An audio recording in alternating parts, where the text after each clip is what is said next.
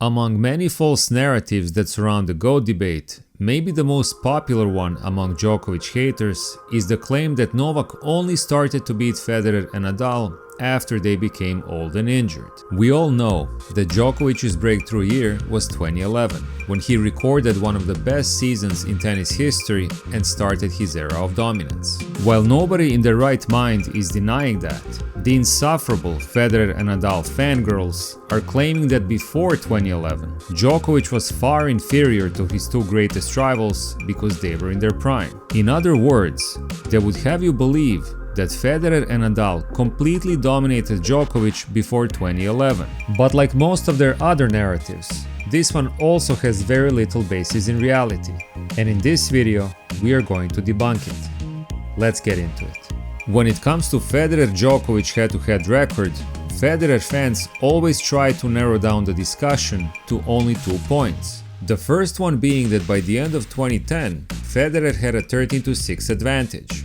And the second, that it took Djokovic all the way until 2015 to even the score. These 2 points fit perfectly into their narrative that Novak only overtook Federer because Roger got old. However, their age difference excuse has a flip side, which they never mention and nobody ever calls them out on it. While Federer may have had a disadvantage later in their careers because he was allegedly too old, it is undeniable that he enjoyed a much bigger advantage early on because Novak was too young. The rivalry began with Federer jumping to a 4-0 lead, with all 4 matches taking place in 2006 and 2007.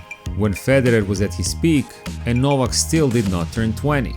As it turns out, the first time they met after Novak's 20th birthday, Djokovic won the match. But here's the best part, which completely shatters the myth that Federer was dominant over Novak before 2011. After 2010 US Open, their mutual record was 10-6 in Federer's favor. In other words, after Roger's early 4-0 lead, in the next 12 matches, their record was even, with each player winning 6 matches. So, where is Federer's dominance before 2011 that his fans always talk about?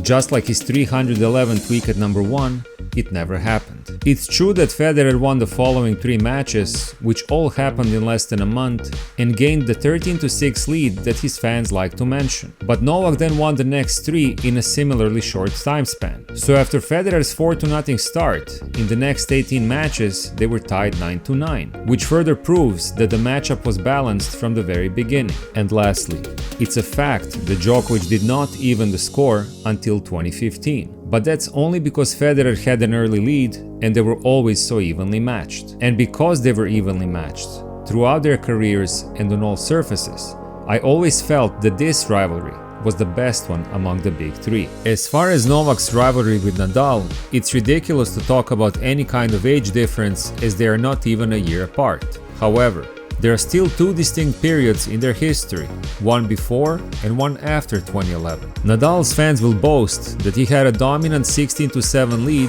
before 2011. But as always with Nadal, it's all about clay. If you look at their record before 2011 on grass and hard courts, they were equal with 7 matches apiece. Nadal was only dominant on clay, winning all 9 matches on his favorite surface. But he was never better than Novak on grass and hard courts. Not before 2011 and most definitely not after. The narrative that Federer and Nadal dominated Djokovic before his breakthrough in 2011 is false. It's just another myth. I hope you enjoyed the video, thank you for watching, and I will talk to you soon.